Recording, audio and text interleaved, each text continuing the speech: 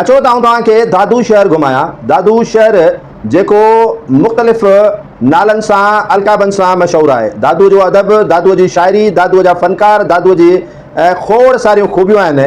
दादूअ जा केतिरा ई वाक़िया ऐं किस्सा तव्हां असां ज़रूरु ॿुधा आहिनि, पर अॼु दादूअ जी जेका हालत आहे उहा रहम जोगी आहे। हितां जे सियासतदाननि दादूअ खे शायदि निंदड़को ऐं लावारिस छॾे ॾिनो आहे। इन करे दादू अॼु रोए पियो। रोए इन करे पियो त दादूअ जो को पुरसाने हाल न आहे।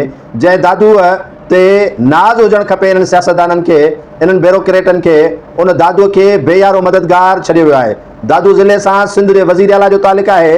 दादू ज़िले में खोड़ अहिड़ियूं अहम शख़्सियतूं आहिनि जिन जे करे दादूअ जो नालो मशहूरु सॼी दुनिया में थियो आहे। दादू हूअं बि खोड़ सारियुनि ॻाल्हियुनि में मशहूरु आहे, पर हिन भेरे दादूअ सां वाह जो पीपुल्स पार्टी जे MNAs, म्यूनिसिपल जे चेयरमैन, MPAs जुट कई आहे।